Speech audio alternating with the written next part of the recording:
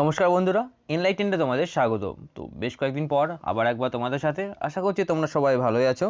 আর এই থাম্বনেল থেকে বুঝতে পারছো আমরা একটা নতুন সিরিজ শুরু করেছি, সেটা হচ্ছে এনটিপিসি সলভ পেপার 2019 সালে যে সিবিটি 1 হয়ে গেছে, সেখানকার যে জেনারেল অ্যাওয়ারনেসগুলো ছিল সেগুলো নিয়ে আমরা মেনলি এই সিরিজটা শুরু করতে চলেছি।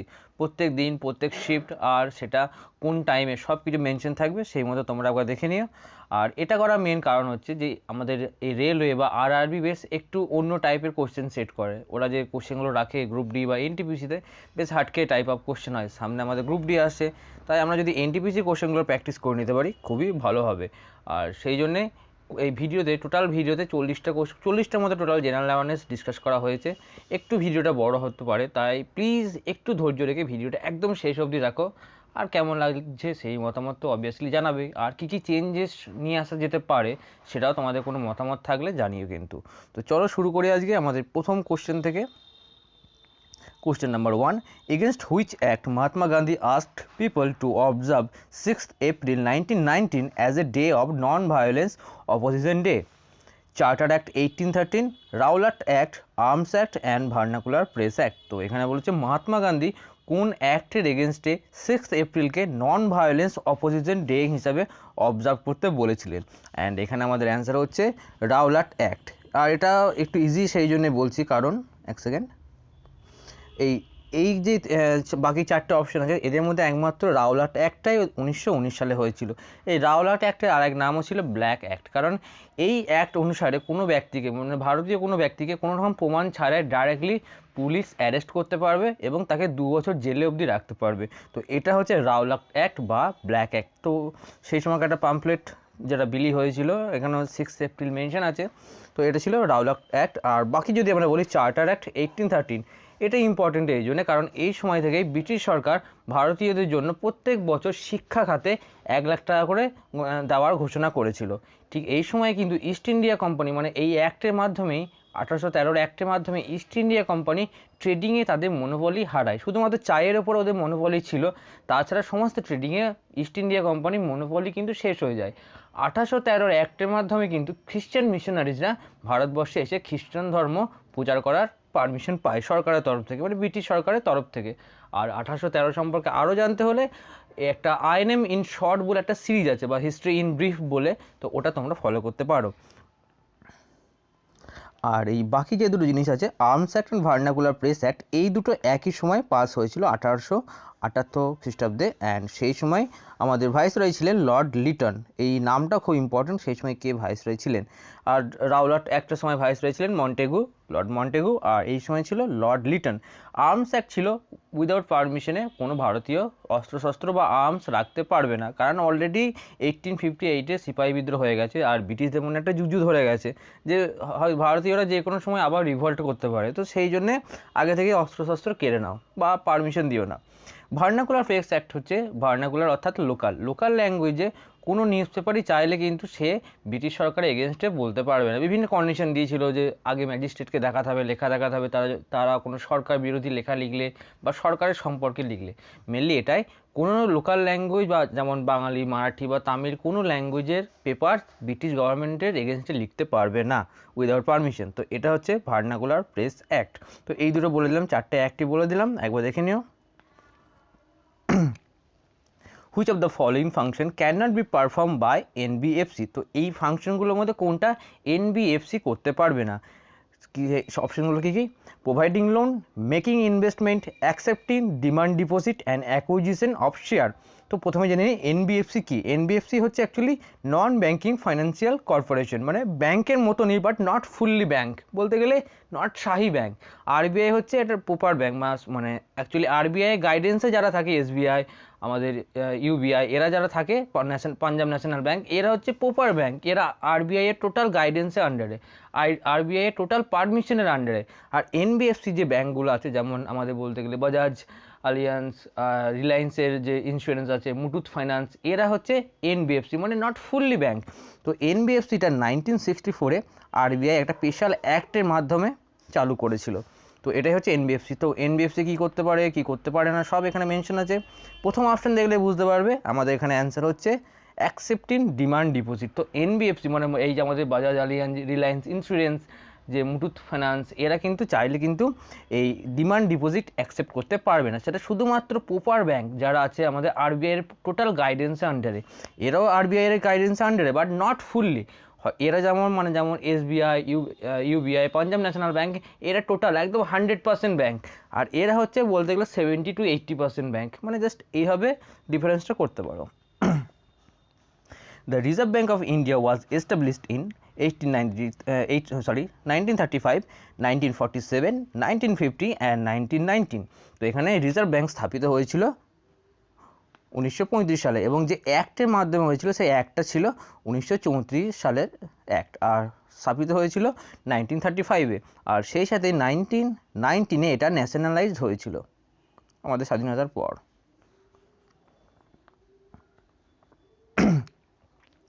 Which of the following is an example of man-made fiber?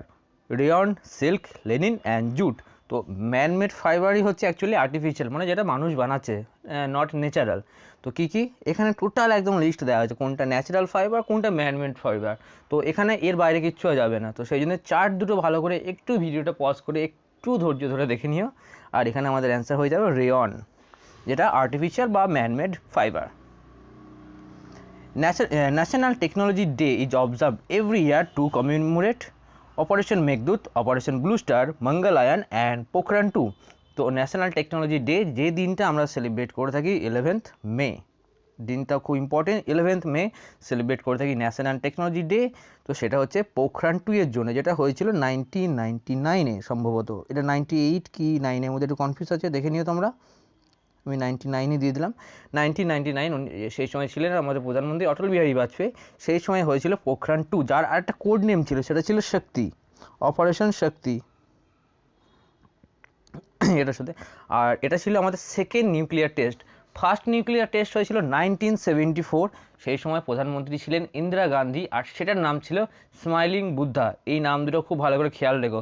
Smiling Buddha ছিল আমাদের প্রথম নিউক্লিয়ার টেস্ট, আর অপারেশন শক্তি ছিল সেকেন্ড নিউক্লিয়ার টেস্ট, যেটা হয়েছিল 1999-এ। আর এদিকে যে ডেটা আছে, যেটা ন্যাশনাল টেকনোলজি ডে, সেটা হচ্ছে 11th মে। আর এই নিয়ে একটা মুভিও তো অলরেডি বেরিয়ে গেছে, পরমাণু বলে, জন আব্রাহিমের অ্যাক্টিং আছে ওখানে, তো সেটা চাইলে দেখতে পারো। আর এই সময় অবভিয়াসলি এই পুরো প্রজেক্টে আব্দুল কালামের একটা অন্যতম ভূমিকা এখানে ছিল। The name of the first electronic digital computer of the world is Param, Prolog, Univac and ENIAC। তো ওয়ার্ল্ডের প্রথম ডিজিটাল কম্পিউটার ছিল ENIAC, যেটা হয়েছিল 1946-এ, এবং এটা যিনি বানিয়েছিলেন, মানে বলতে গেলে যদি একজনের নাম নিতে হয় তাহলে জন ম্যাকিউলে।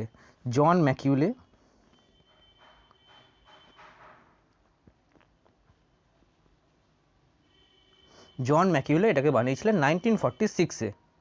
1945 থেকে শুরু হয়েছিল এবং ফাইনালি গিয়ে টাচ শেষ হয় 1946-এ। 7. Which hormone regulate the blood sugar level in the body? Testosterone, insulin, thyroid and adrenaline। তো এদের মধ্যে ব্লাড সুগার লেভেল যে কন্ট্রোল করে সেটা হচ্ছে ইনসুলিন। তো ইনসুলিনের বাকি কী কী কাজ এখানে দেওয়া হয়েছে। তো ইনসুলিন কী করে, আমাদের ব্লাডে গ্লুকোজের লেভেলটা কমিয়ে দেয়। আর ঠিক এর অপোজিট কাজ করে গ্লুকাগন বলে একটা হরমোন আছে। গ্লুকাগন কী করে, ব্লাড গ্লুকোজ লেভেল বাড়িয়ে দেয়। মানে যখন আমাদের শরীরে যখন আরও বেশি গ্লুকোজের দরকার হয়, তখন গ্লুকাগন রিলিজ হয়, এবং গ্লুকাগন গিয়ে আমাদের শরীরের গ্লুকোজ লেভেল আরও বাড়িয়ে দেয়। আর বাকি যারা আছে অ্যাড্রিনালিন, সেটা আমাদের হার্টবিট বাড়াতে সাহায্য করে। এর আরেকটা রেসপন্সকে বলা হয় fight or fly response. Thyroid, এখান থেকে আমরা থাইরক্সিন থেকে পাই, মানে থাইরয়েড গ্ল্যান্ড থেকে বেরোয় থাইরয়েড হরমোন। টেস্টোস্টেরন, যেটা আমাদের পুরুষদের ক্ষেত্রে বিভিন্ন রকম তার স্ট্রং মাসেল ফর্মেশন, তার দাড়ি গজানোর জন্য এই মেনলি টেস্টোস্টেরন দরকার। এটা পুরুষদের ক্ষেত্রে একটা সেক্স হরমোন, সেই হিসাবে আমরা জানি। আর সেই সাথে ইনসুলিন তো বলেই দিলাম। বাকি ইনসুলিনের কী কী কাজ এখানে পেয়ে যাবে। হু ফাউন্ডেড তত্ত্বাবধানী সভা টু প্রোপাগেট রামমোহনস আইডিয়া? তো তত্ত্বাবধানী সভাটা কে স্থাপন করেছিলেন রামমোহন রয়ের আইডিয়াকে আরও ছড়িয়ে দেওয়ার জন্য? Option Keshab Chandra Sen, Rabindranath Tagore, Dwarkanath Tagore and Ananda Mohan Bose. তো এখানে আমাদের অ্যান্সার হয়ে যাচ্ছে দেবেন্দ্রনাথ ঠাকুর বা দেবেন্দ্রনাথ ট্যাগোর, যিনি এই তত্ত্বাবধানী সভাটা স্থাপন করেছিলেন। আর এছাড়া যদি বাকিগুলো আমরা দেখে নিই, কেশবচন্দ্র সেন ইনি যে ব্রহ্ম সমাজ ছিল, পরবর্তীকালে ব্রহ্ম সমাজ যখন ভেঙে যায় তখন ইনি ভারতীয় ব্রহ্ম সমাজ বা দ্য ব্রহ্ম সমাজ অব ইন্ডিয়া এটা স্থাপন করেছিলেন কেশবচন্দ্র সেন। আনন্দমোহন বোস ইনি বেশ পপুলার ছিলেন, কারণ 1976 সালে একটা প্রি কংগ্রেস অ্যাসোসিয়েশন ছিল, 1976-এ প্রি কংগ্রেস অ্যাসোসিয়েশন হয়েছিল যার নাম ছিল ইন্ডিয়ান অ্যাসোসিয়েশন। তো সেটার সাথে জড়িত ছিলেন আনন্দমোহন বোস আর সুরেন্দ্রনাথ ব্যানার্জি। তো এই দুজনই মেনলি এই ইন্ডিয়ান অ্যাসোসিয়েশন বানিয়েছিলেন। তো সেটা আমি জাস্ট নামটা আমি আর লিখলাম না, ওটা তোমরা একটু নোট করে নিও। 1976 ইন্ডিয়ান অ্যাসোসিয়েশন, সেখানে কে কে ছিলেন? আনন্দমোহন বোস অ্যান্ড সুরেন্দ্রনাথ ব্যানার্জি। আর এখানে আমাদের অ্যান্সার হচ্ছে দেবেন্দ্রনাথ ট্যাগোর। বাকি এইখানে কিছু লিস্ট, কিছু নাম দেওয়া হয়েছে, সেটা তোমরা একটু খেয়াল করে নিও। আর এটা সেই তত্ত্ববোধিনী পত্রিকা। Who mentioned Adhyaksha as the superintendent in different department in Mauryan administration? তো অধ্যক্ষদের বিভিন্ন ক্ষেত্রে মেনশন কে করেছেন, কার লেখা থেকে আমরা পাই? Strabo, Kautilya, Megasthenes and Pliny. And এখানে আমাদের অ্যান্সার হচ্ছে কৌটিল্য, আমাদের অর্থশাস্ত্রের রাইটার কৌটিল্য। বাকি নামগুলো যদি জানি দেখে নিই আমরা। মেগাস্থিনিস আমরা জানি সেই বিখ্যাত পর্যটক, চন্দ্রগুপ্তের সময় ভারতে এসেছিলেন। বাকি যে দুটো নাম স্টারবো অ্যান্ড প্লিনি। স্টারবো মোটামুটি বিসির লোক একজন, যে 63 বা 60 বিসির আশেপাশে ওনার জন্ম হয়েছিল। আর ওনাকে মেনলি ফিলোসফার বলা হয়, একজন Greek philosopher, Greek geographer, Greek historian. আর উনি পপুলার হচ্ছেন 17 বুকস অফ স্টারবো বলে একটা, বা 17 বুকস অফ জিওগ্রাফি বলে একটা কালেকশন আছে। তো সেটার জন্য উনি বেশি পপুলার। তো ওনাকে জিওগ্রাফার হিসাবে হয়তো বেশি প্রিফারেন্স দেওয়া যেতে পারে। প্লিনি হচ্ছে একজন হিস্টোরিয়ান, আর প্লিনির সময়কাল আবার হচ্ছে 70 AD, মানে 70 খ্রিস্টাব্দের আশেপাশে। তো দুটো আলাদা সময়ের, প্লিনি হিস্টোরিয়ান আর স্টারবো একজন জিওগ্রাফার। আর বাকি সাইডে দুটো ছবি দেওয়া হয়েছে, একটা মৌরিয়ান অ্যাডমিনিস্ট্রেশন নিয়ে। কারণ কৌটিল্যের অর্থশাস্ত্রে একটা ইন্টারেস্টিং কথা বলা ছিল যে রাজা সবসময় তার কাউন্সিল অফ মিনিস্টারের কথা শুনে চলবে, অর্থাৎ রাজা কখনো নিজের ইচ্ছা মতো, নিজের মন মতো কোনো কাজ করতে পারবে না। তারা করার আগে অবভিয়াসলি সে কাউন্সিল অফ মিনিস্টারের পারমিশন নেবে। তো এখানে কাউন্সিল অফ মিনিস্টারের ফরমেশন দেওয়া হয়েছে। আর বাকি এখানে প্রভিন্সিয়াল লেভেলে কীরকম ভাগ করা হয়েছিল, গ্রামীণ লেভেলে বা আমাদের ভিলেজে যে অফিসিয়ালগুলো তাদের কীরকম কী র্যাঙ্কিং, সেইগুলো মেনশন আছে। একটু যদি মৌরিয়ান অ্যাডমিনিস্ট্রেশনটা খুব ইম্পর্টেন্ট, সেখান থেকে একটু হাই লেভেল কোশ্চেন এলে কিন্তু এই নামগুলো জিজ্ঞেস করতে পারে। তো এটা মেনলি বিসিএস এর জন্য বেশি কার্যকরী, বাট এনটিপিসি বা গ্রুপ ডি কিন্তু জিজ্ঞেস করে নিতে পারে যদি হাই স্ট্যান্ডার্ড কোশ্চেনের জন্য। Which river is associated with the Dhuandhar falls? Tapi, Mahanadi and Narmada, Kaveri. তো ধোঁয়াধার জলপ্রপাতের জন্য কে দায়ী, বা কার ওপর ধোঁয়াধার জলপ্রপাত আছে? সেটা হচ্ছে নর্মদা। আর কাবেরীর ওপর একটা পপুলার একটি জলপ্রপাত আছে, সেটার নাম হচ্ছে শিবসমুদ্রম আছে কাবেরীর ওপর। নর্মদার ওপর আমরা পাচ্ছি ধোঁয়াধার। আর সেই সাথে এখানে নর্মদার ফ্লোটা আমরা বলে দিয়েছি। নর্মদার যে ফ্লোটা পাচ্ছি সেখানে আমরা 4টে বাঁধ পাচ্ছি। আর সেই 4টে বাঁধ হচ্ছে মেনলি সবথেকে বড় হচ্ছে সর্দার সরোবর, ওমকারেশ্বর, নর্মদা সাগর অ্যান্ড মহেশ্বর। বাকি তাওয়া অ্যান্ড বার্গি এটা অ্যাকচুয়ালি নর্মদার ট্রিবিউটারি হিসাবে পরিচিত। তো এই ব্যারেজগুলো বা বাঁধগুলো আমরা পাই, মেনলি হাইলাইটেড 4টে বাঁধ পাই। আর আজকে একটু ভয়েসটা একটু গোলমাল হতে পারে, তার জন্য সরি। নেক্সট কোশ্চেনে যাই আমরা। Which constitutional amendment mini constitution gave effective to the recommendation of Soren Singh committee? তো এখানে বেশ কয়েকটা জিনিস আসছে। সোরেন সিং কমিটি আমাদের যে রিকমেন্ডেশন দিয়েছিল সেটা কোন অ্যামেন্ডমেন্টের জন্য, বা তাকে শর্ট ফর্মে কী বলা হয়, মিনি কনস্টিটিউশন। তো সেটা হচ্ছে কি, আমরা সবাই জানি মিনি কনস্টিটিউশন বলা হয় 42nd কনস্টিটিউশনাল অ্যামেন্ডমেন্ট কি। আর এখানে পাশে 42 এই লিস্টটা মেনশন করার কারণ এটাই যে ডিপিএসপির মধ্যে বেশ কিছু চেঞ্জেস এসেছিল এই 42 অ্যামেন্ডমেন্টের মাধ্যমে। তো সেগুলো কি 39A অ্যাড হচ্ছে, 43 অ্যাড হচ্ছে, 48A অ্যাড হচ্ছে আমাদের ডিপিএসপির মধ্যে। 44 যেটা সবথেকে বেশি পপুলার, সেটা হচ্ছে আমাদের রাইট টু প্রপার্টি, যেটা রাইট টু আমাদের ফান্ডামেন্টাল রাইটস থেকে যেটা বেরিয়ে চলে যায়, রাইট টু প্রপার্টি। তো সেটা হয়েছিল কিন্তু 44 অ্যামেন্ডমেন্টের মাধ্যমে। আর একটা জিনিস হয়েছিল, সেটা ছিল আমাদের ন্যাশনাল এমার্জেন্সি ক্ষেত্রে আগে একটা গ্রাউন্ড ছিল ইন্টারনাল ডিস্টারবেন্স, মানে দেশের মধ্যে কোনো অশান্তি বা বিশৃঙ্খলা সৃষ্টি হলে কিন্তু এমার্জেন্সি লাগানো যেতে পারতো, সেটা ছিল ইন্টারনাল ডিস্টারবেন্স। তো সেটা কিন্তু এই 44 অ্যামেন্ডমেন্টের মাধ্যমে বাতিল করে দেওয়া হয়। Which of the following is used for calculating dearness allowance DA to government employee for increased price in India? SLR, stationary liquid ratio, interest rate, bank rate, consumer price index number, for individual industrial worker. তো এখানে আমাদের DA measure করার জন্য যেটা use করা হয় সেটা হচ্ছে consumer price index number for industrial worker. Vinayak and Sutta Pitaka are compilation of whose teaching? Gautam Buddha, Guru Gobind Singh, Rishabh Dev and Mahavir Jain। তো বিনয় পিটক, সত্য পিটক আমরা সবাই জানি অভিধর্ম পিটক, সেটা হচ্ছে গৌতম বুদ্ধার। আর সেই সাথে এখানে বুদ্ধিস্ট কাউন্সিল সেই সময় কে রাজা ছিলেন, কোথায় হয়েছিল, কত সাল এবং তার চেয়ারম্যান কে ছিল, টোটাল লিস্ট দেওয়া আছে। আর এটা কিন্তু খুবই ইম্পর্টেন্ট, তাই এটা একটু ভিডিও পজ করে সবাই দেখে নাও। গুরু গোবিন্দ সিং ইনি ছিলেন দশম শিখ গুরু, 10th গুরু বা লাস্ট গুরু। এরপরেই ইনি আমাদের গ্রন্থ সাহেবকে একদম আলটিমেট গুরু হিসাবে স্বীকৃতি দেন এবং উনি ঠিক করেন যে এরপরে আর কোনো একজন হিউম্যান ফর্মে কোনো গুরু থাকবে না। তো ইনি ছিলেন লাস্ট শিখ গুরু, গুরু গোবিন্দ সিং। সেই সাথে ঋষভ দেব, ইনি ছিলেন জৈন ধর্মের প্রথম ফার্স্ট তীর্থঙ্কর ছিলেন কিন্তু ঋষভ দেব। আর মহাবীর জৈন ছিলেন 24th মানে লাস্ট তীর্থঙ্কর। তো এই বাকি দুটোকে বলে দিলাম। 14. The concept of Bodhisattva is associated with Jainism, Sikhism, Mahayana Buddhism and Hinduism Buddhism। তো এই বোধিসত্ত্বা কনসেপ্টটা মেনলি হচ্ছে মহাযান বুদ্ধিজমের সাথে রিলেটেড। এখানে পেয়ে যাবে, কোথায় গেল এই পয়েন্টটা। তো মহাযান মানে বুদ্ধিজমে মেনলি 3টে পার্ট, মহাযান, হীনযান আর বজ্রযান। বজ্রযানটা অনেক পরে এসেছে, আর আমাদের বলতে গেলে বাংলা, এই বিহার এই সাইডে বজ্রযানটাই বেশি পপুলার ছিল।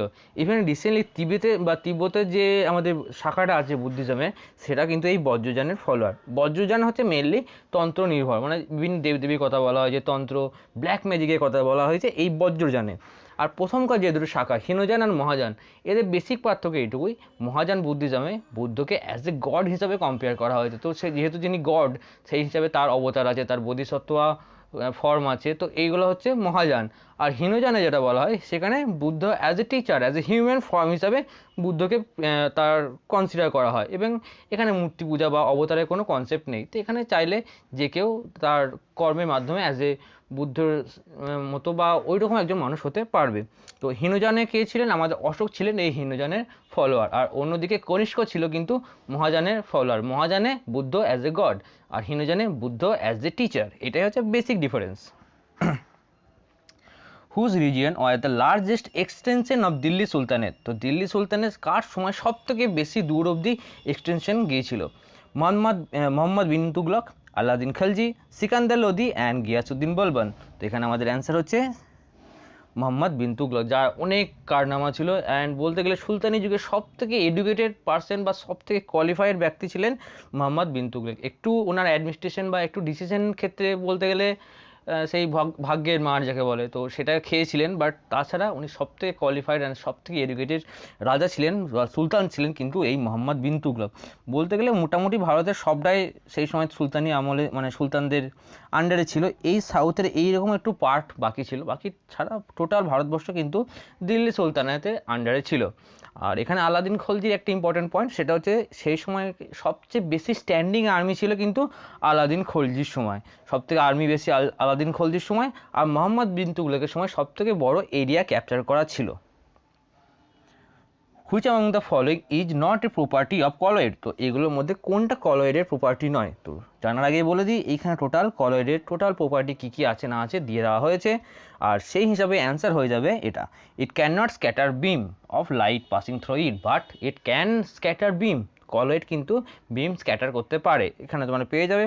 আর সেই সাথে কলয়েডের আরেকটা ফর্ম বলে দিই, এরোসেল অ্যান্ড ইমালশন। যে কোয়েশ্চেনটা খুব আসে, এরোসেল অ্যান্ড ইমালশন হচ্ছে কলয়েডের দুটো form.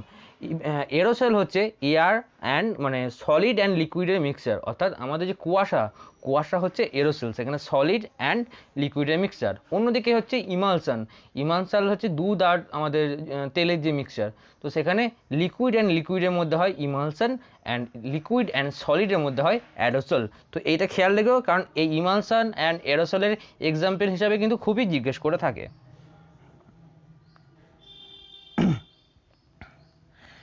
Bai Ucoin has introduced first time in Indian platform regarding wholesale trading for cryptocurrency, paper currency, plastic currency and gilt currency। তো Bai Ucoin হচ্ছে একটা ক্রিপ্টোকারেন্সি কি বুঝতে পারছো, একটা ডিজিটাল কয়েন যার কোনো ফিজিক্যাল এক্সিস্টেন্স নেই বাট যার হাই ভ্যালু। তো এটা মেনলি 2016 সালে ইন্ট্রোডিউস করা হয়েছিল অ্যাজ এ ইন্ডিয়ান মানে দিল্লি বেস স্টার্ট আপ। এটা মানে ফুললি ইন্ডিয়ান একটা কয়েন। আর বাকি বিটকয়েন, রিপেল, আমাদের ডজ কয়েন যেটা বেশ ইলন মাস্কের টুইটের পর একদম হাই ওর মোমেন্টাম গেইন করেছিল। বাকি বিভিন্ন টাইপ অফ যেখানে এই নামগুলো আছে সেগুলো বিভিন্ন ধরনের বিটকয়েনের নাম, মানে ক্রিপ্টোকারেন্সির নাম। তার মধ্যে সবথেকে পপুলার হচ্ছে বা সবথেকে বেশি নিউজে থাকে কিন্তু এই bitcoin. who has been named as the leader of the opposition in Rajya Sabha February 2021। তো 2021 সালের ফেব্রুয়ারিতে রাজ্যসভার যে চেয়ারম্যান অফ অপোজিশন কে হয়েছেন, লিডার অফ অপোজিশন কে হয়েছেন? আনন্দ শর্মা, রাহুল গান্ধী, মল্লিকার্জুন খাড়গে অ্যান্ড গোলাম নবী আজাদ। তো ছবি থেকে বুঝতে পারছো মল্লিকার্জুন খাড়গে হচ্ছেন বর্তমানে আমাদের রাজ্যসভার যে লিডার অফ অপোজিশন। এখানে লোকসভা রাজ্যসভার মধ্যে কি কি বেসিক পার্থক্য আছে দেওয়া আছে, দেখার দায়িত্ব তোমাদের, সেটা ভিডিওটা পজ করে। আর সেই সাথে জানিয়ে রাখি, যদি এতদূর কেউ দেখে থাকো, যদি ভালো লাগে না লাগে যাই হোক, প্লিজ একটা লাইক করে দাও, কারণ ভিডিওর সাথে সাথে লাইকটা খুব দরকার। লাইক যত বাড়বে ইউটিউব তোমাদেরকে আর তত বেশি সাজেশনটা পাঠাবে, কারণ সেক্ষেত্রে চ্যানেল গ্রোয়ের ক্ষেত্রে এই ইউটিউবে যে অ্যালগোরিদম আছে সেক্ষেত্রে লাইকটা কিন্তু খুব ম্যাটার করতে হয়। প্লিজ যদি কেউ লাইক না করে থাকো, ভিডিওটা এখনও দেখো, একটা লাইক দিয়ে দাও। Which district in Haryana has a nuclear power plant? Fatehabad, Rohtak, Karnal and Sonipat. তো হরিয়ানার যে ফতেহাবাদে আছে আমাদের একটা নিউক্লিয়ার পাওয়ার প্ল্যান্ট। টোটাল ইন্ডিয়াতে number of nuclear power plant হচ্ছে 7। তার মধ্যে প্রথম নিউক্লিয়ার প্ল্যান্ট ছিল আমাদের যে আফসারা যে প্ল্যান্টটা ছিল মুম্বাই মহারাষ্ট্রে ছিল, সেটা ছিল প্রথম। আর সবচেয়ে বড় আমাদের নিউক্লিয়ার পাওয়ার প্ল্যান্ট আছে তামিলনাড়ুর কুদামকুলামে। একটু নামটা খটোমটো, কুদামকুলাম এরকম। Name the type of nutrition in that organization takes in nutrition in solution from dead and decaying matter। অর্থাৎ মৃত জীব থেকে কোন ফর্মে আমরা নিউট্রিশন নিয়ে থাকি, মানে এই নিউট্রিশন যে এক্সাম্পলগুলো আছে যেমন insectivorous nutrition, heterotrophic nutrition, autotrophic nutrition and saprotrophic nutrition, এগুলোর মধ্যে কোনখানে কোন নিউট্রিশন ফর্মে আমরা ডেড বা ডিকেইং পচা জায়গা থেকে আমরা নিউট্রিশন নিয়ে থাকি, সেটা হচ্ছে স্যাপ্রোফাইটিক নিউট্রিশন। এখানে মেনলি বলতে গেলে আমাদের দেশি ভাষায় যাকে আমরা পল ছাতা বলি বা ব্যাঙের পল ছাতা বেটার, তো সেটা দেখবে খড়ের গাদায় পল ছাতা হয়ে থাকে, সেখানে ওটা ডেড ডিকেইং খড় থেকে কিন্তু ওরা নিউট্রিশনকে গেইন করে। তো এরা হচ্ছে স্যাপ্রোফাইটিক প্ল্যান্ট বা স্যাপ্রোফাইটিক নিউট্রিশন, এই ফর্মটাকে বলে। বাকি ইনফরমেশন তোমরা এই ছবি এখান থেকে পেয়ে যাবে, একবার দেখে নিও। এখানে কোথায় গেল মাশরুম ব্রেড মোল্ড, মাশরুমটা টাইপ অফ কি বলে এক ধরনের ব্যাঙের ছাতার একটা টাইপ, আর একটু অন্য ভার্সন। এখন রিসেন্ট লোকজন মাশরুম খায়, নট ব্যাঙের ছাতা, বাট আমরা ঠিক ব্যাঙের ছাতাও খাই না। আমরা যেটা গ্রামের সাইডে যেটা খেয়ে থাকি সেটা হচ্ছে পল ছাতা অ্যাকচুয়ালি, অ্যাট নট পয়জনাস। ব্যাঙের ছাতা কিন্তু poisonous. 21. Which of the following is an incorrect pair of every nation and every notion হবে এটা অ্যাকচুয়ালি, এটা এভরি নোশন হবে, মানে অ্যাকচুয়ালি এর কোশ্চেনের সেন্স এটাই। এই কতগুলো ফুল ফর্ম দেওয়া হয়েছে, এদের মধ্যে কোনটা ভুল ফুল ফর্ম? তো অপশনগুলো পড়ে নিই।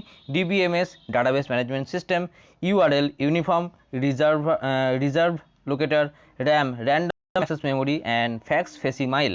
তো এখানে এদের মধ্যে ভুল হচ্ছে বি, যেটা আছে ইউনিফর্ম রিজার্ভ লোকেটার, এটা হচ্ছে অ্যাকচুয়ালি ইউনিফর্ম রিসোর্স লোকেটার।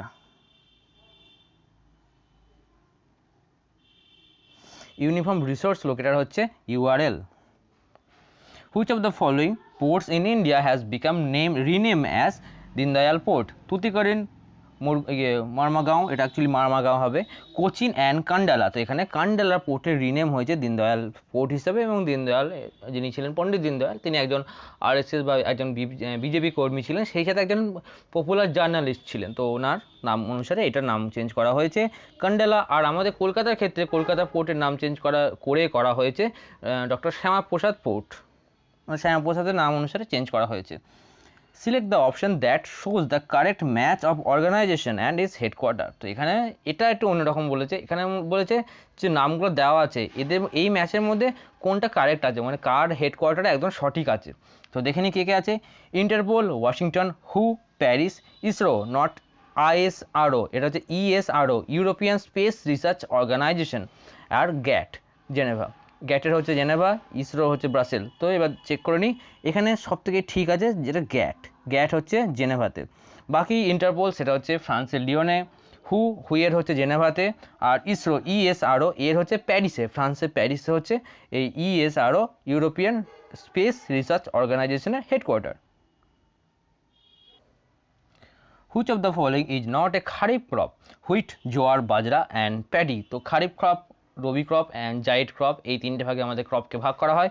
এদের মধ্যে হুইট কিন্তু খারিফ ক্রপ নয়, হুইট হচ্ছে অ্যাকচুয়ালি রবি ক্রপ। আর এখানে বাকি লিস্ট তোমরা পেয়ে যাবে, এই লিস্ট বা পাশের সাইডের ছবিগুলো যেখানে চার্ট আছে সেটা দেখার দায়িত্ব কিন্তু পুরোপুরি তোমাদের। প্লিজ দয়া করে এইটা একবার চোখ বুলিয়ে নিও, কারণ এখন যদি এই কোশ্চেনটা আছে, এখন যদি খারিফ শস্য জিজ্ঞেস করে থাকে, পরে বা জেড ক্রপ যেটা মেনলি রোদ এই বেশি বর্ষায় হয় সেই ক্রপও জিজ্ঞেস করতে পারে, জায়েদ ক্রপ যেমন তরমুজ।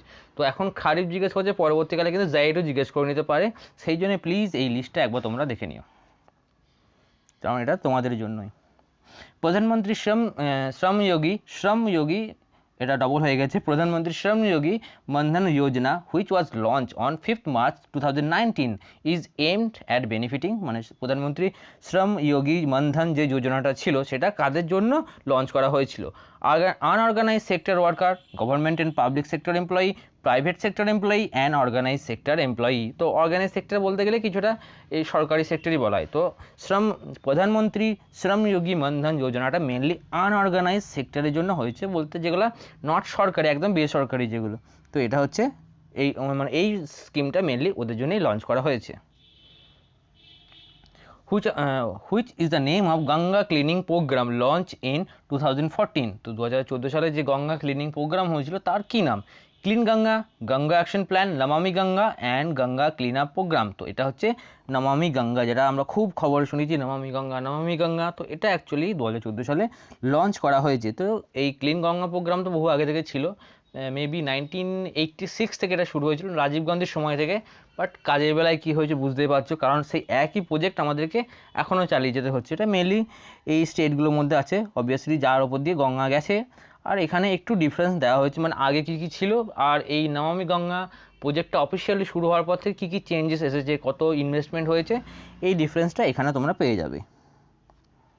27th, the natural aging of lake by nutrient enrichment of its water is term, মানে লেকে বা কোনো পুকুরে জলাশয়ে যে ন্যাচারাল এজিং হয়, সে মানে বলতে গেলে ন্যাচারাল এজিং অর্থাৎ সেই পুকুরের জল বা তার কোয়ালিটি আস্তে আস্তে কমতে থাকে, খারাপ হতে থাকে, কোন কারণে? Eutrophication, extraction, nitrification and denitrification. তো এখানে অ্যান্সার হচ্ছে ইউট্রিফিকেশন। তো ছবি দেখে বুঝতে পারছো, এই যখন কোনো এই জলাশয় বা কোনো পুকুরে যখন শ্যাওলাতে ভর্তি হয়ে যায়, অর্থাৎ এই যখন শ্যাওলাতে ভর্তি হয়ে যায় বা এইরকম ছোটো ছোটো কচুরিপানাতে ভর্তি হয়ে যায়, কী হয়, কচুরিপানারা এই পুকুরের সমস্ত নিউট্রিয়েন্ট টেনে নেয়। তো তার ফলে কী হয়, আমাদের পুকুরের মধ্যে যে সমস্ত প্রাণী, যে সমস্ত মাছ যা থাকে তারা পুরোপুরি মারা যায়, মানে তারা কিন্তু আর নিউট্রিয়েন্ট পায় না, যেহেতু কচুরিপানা এরাই সমস্ত নিউট্রিশন টেনে নিচ্ছে। তো সেই জন্যে সেখানে এই মাছ বা এরকম বিভিন্ন যারা জলচর প্রাণী আছে তাদের কিন্তু মৃত্যু হয়। মানে জলচর প্রাণী বলতে যারা কিন্তু ওই জলের মধ্যে থাকে, অবভিয়াসলি তারা, নট হাঁস এরা যারা জাস্ট উপরে উপরে ঘুরে বেড়ায়। তো এটা হচ্ছে ইউট্রিফিকেশন, যেখানে বিভিন্ন, আর এটা মেনলি হয় আমাদের বাড়ির আশেপাশে যে পুকুরগুলো আমাদের মানে বাড়ির আশেপাশে থাকে, অর্থাৎ যেখানে বাড়ি বিভিন্ন রকম জিনিসপত্র বর্জ্য পদার্থ সেখানে পড়ে, একটা বলা যেতে পারে বিভিন্ন সার্ফ, বিভিন্ন জিনিসপত্র, এরা কিন্তু যখন পড়ে পুকুরের মধ্যে গিয়ে তারা কিন্তু এই ইউট্রিফিকেশনের রেটকে আরও বাড়িয়ে দেয়, অর্থাৎ সেখানে কিন্তু এরকম শ্যাওলায় ভর্তি হয়ে যাওয়ার চান্স আরও বেশি হয়ে যায়। আর যত বেশি এরকম শ্যাওলায় ঘিরবে, দেখতে পাচ্ছ এখানে কিন্তু পুকুরের মধ্যে নর্মাল সানলাইটও যেতে পারবে না। তো আস্তে আস্তে পুকুরের জল কিন্তু কালো হয়ে যায় এরপরে, অ্যান্ড তারপরে এটা হচ্ছে রেজাল্ট, পুরো সেখানে বিওডি ডিমান্ড অনেক বেড়ে যায়, বায়োলজিক্যাল অক্সিজেন ডিমান্ড যেটা থাকে সেটা অনেক হাই হয়ে যায়। Who was the author of the general theory of employment, interest and money that laid the foundation of macroeconomics as a separate branch of economics? John Maynard Keynes, Dr. Keegan Allen, Adam Smith and Dr. Philip coal tar. এখানে answer হচ্ছে জন মেয়ার্ড Kane. তো আবার এনাকে the father of macro ইকোনমিক্সে বলা হয়।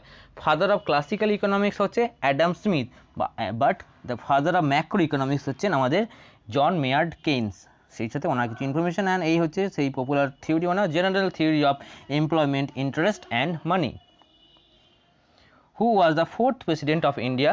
BD Jatti, Giani Zail Singh, doctor Zakir Hussain and VV Giri. তো এখানে যিনি 4th প্রেসিডেন্ট হয়েছিলেন তিনি ছিলেন ভিভি গিরি। এখানে 1 2 3 4 দেখতে পাচ্ছ, এবং ওনার সালটা দেওয়া আছে 1969 থেকে 1974। এই সময় বেশ কিছু পপুলার জিনিস হয়েছিল, যেমন 14টা ব্যাংক এই সময় প্রাইভেটাইজেশন থেকে ন্যাশনালাইজ হয়েছিল, 14টা ব্যাংকের ন্যাশনালাইজেশন যেটা এই সময় হয়েছিল। তাছাড়া যে আমাদের বাংলাদেশ, যে ক্রিয়েশন অফ বাংলাদেশ যে লিবারেশন মুভমেন্টটা হয়েছিল 1971, সেটা কিন্তু এই ভিভি গিরির সময়ে হয়েছিল, মানে তখন ইনি আমাদের প্রেসিডেন্ট ছিলেন। Which of the following is not a tributary of Krishna, তো এগুলোর মধ্যে কৃষ্ণা ট্রিবিউটারি কোনটা নয়? ঘটপ্রভা, মঞ্জিরা, তুঙ্গভদ্রা অ্যান্ড মুসি। মুসি আমরা জানি হায়দ্রাবাদ শহরটি এই মুসি নদীর তীরে অবস্থিত, তো এখানে অ্যান্সার হচ্ছে মঞ্জিরা। মঞ্জিরা অ্যাকচুয়ালি গোদাবরী ট্রিবিউটারি। আর বাকি ঘটপ্রভা, ঘটপ্রভা কোথায় গেল? এখানে পেয়ে যাবে ঘটপ্রভা, এই ছবিটা ঘটপ্রভা পাবে। এটা হচ্ছে তুঙ্গভদ্রা, ভীমা, মুসি, এরা সবাই কিন্তু কৃষ্ণার ট্রিবিউটারি। বাকি ট্রিবিউটারি তোমরা এখানে পেয়ে যাবে এই ছবিটার মধ্যে।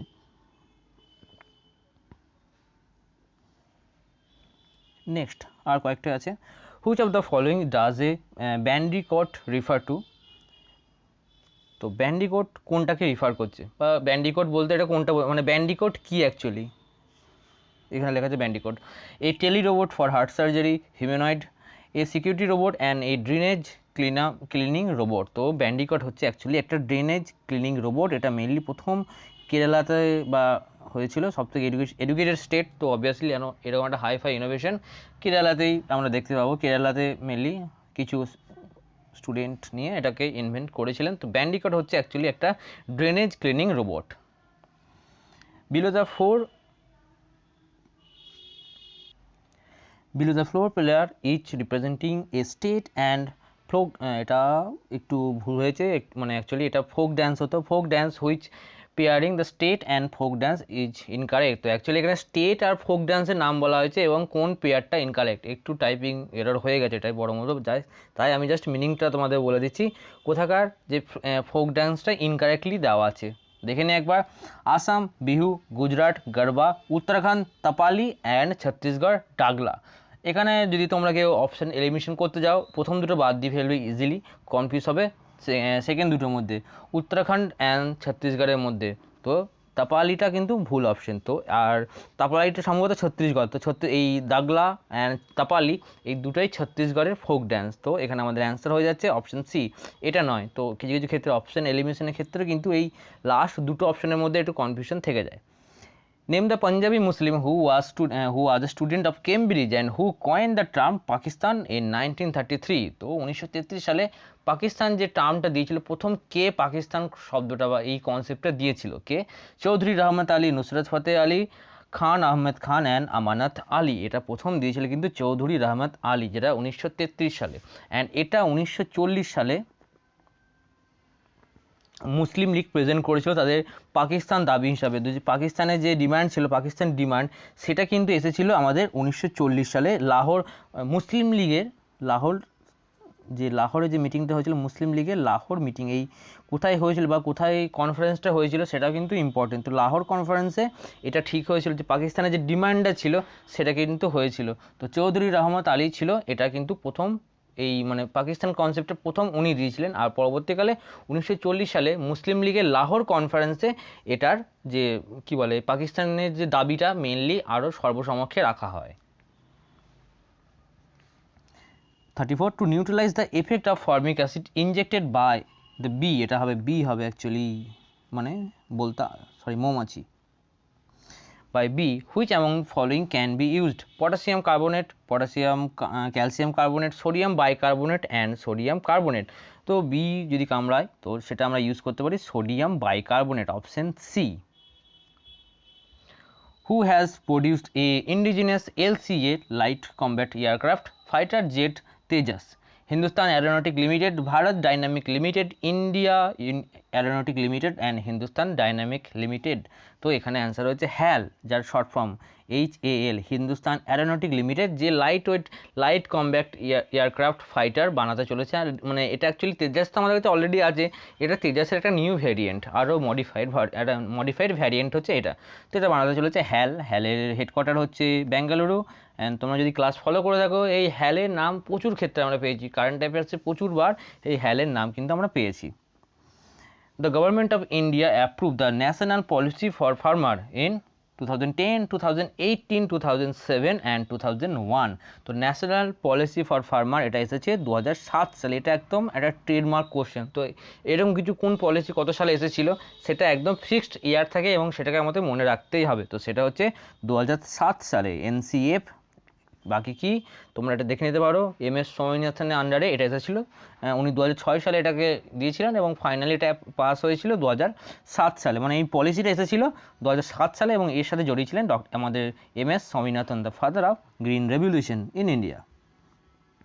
অ্যান্ড এটাই আমাদের last question. The device that uses ultrasonic wave to measure the distance and direction and speed of underwater object is called sonar, radar, CRO and measure। and এখানে আমাদের অ্যান্সার হয়ে যাবে সোনার, অপশন এ। সোনারের ফুল ফর্মটা কিন্তু খুব জিজ্ঞেস করে থাকে। সোনার হচ্ছে সাউন্ড নেভিগেশন অ্যান্ড রেঞ্জিং, আর রাডারের ফুল ফর্ম হচ্ছে রেডিও ডিটেকশন অ্যান্ড রেঞ্জিং। একটা ডিটেকশন একটা নেভিগেশন। সোনার মেনলি সমুদ্রে ইউজ করা হয়। বাকি সোনার, রাডার, লাইডার যেটা মেনলি লাইট ওয়েভকে ইউজ করা হয়, আর ডায়াল, এই সব জিনিসপত্র দেওয়া হয়েছে। আর এইটা হচ্ছে সোনারের একটা কাজ। সোনারের দুর্গম কাজ অ্যাক্টিভ আর প্যাসিভ। অ্যাক্টিভের ক্ষেত্রে সে ডাইরেক্টলি রিসিভ করছে তার কোথায় পজিশন আছে একটা ওয়েভের মাধ্যমে, আর প্যাসিভ হচ্ছে সে মানে একটা জায়গা থেকে মানে সেই ওয়েভটা ইনফরমেশন দিচ্ছে একটা জায়গাতে, সেখান থেকে জাহাজে ইনফরমেশন যাচ্ছে। এটা অনেক যে সমুদ্রেতে যে সমুদ্রের মাঝখানে যখন বড় বড় ঢেউ আসে এক ধরনের জিনিস রেখে দেওয়া হয়, তো তারা কিছুটা বলতে গেলে প্যাসিভ হিসেবে কাজ করে। যদি কোনো মুভিতে তোমরা দেখে থাকবে এটা সমুদ্রে আছে, এর মাঝখানে এরকম একটা জিনিস ভাসছে, তো এরা অ্যাকচুয়ালি এটাকে রিসিভ করে এবং আশেপাশে কোনো জাহাজকে পাঠিয়ে থাকে। অ্যান্ড এই ছিল আমাদের 37, অর্থাৎ 40টা হচ্ছে জেনারেল অ্যাওয়ারনেস থেকে আসার কথা, বাট এই শিফটে ছিল 37 কোশ্চেন। তো কেমন লাগছে জানিও, কোশ্চেনগুলো কেমন হলো, আমাদের এক্সপ্লেনেশনের ক্ষেত্রে আরও কিছু চেঞ্জেস করা দরকার কিনা সেটাও জানিও। আর যদি ভালো লাগে লাইক তো করো, শেয়ার করো বন্ধুদের মধ্যে। আর যত বেশি লাইক করবে, লাইকটা আমি এই জন্য করতে বলছি, যত বেশি লাইক করবে না ইউটিউব অ্যালগোরিদম এটাকে ক্যাচ করে এবং সেটাকে আরও বেশি ছড়িয়ে দেয়, অর্থাৎ ভিডিওটা তোমাদের সামনে আরও তাড়াতাড়ি আসবে।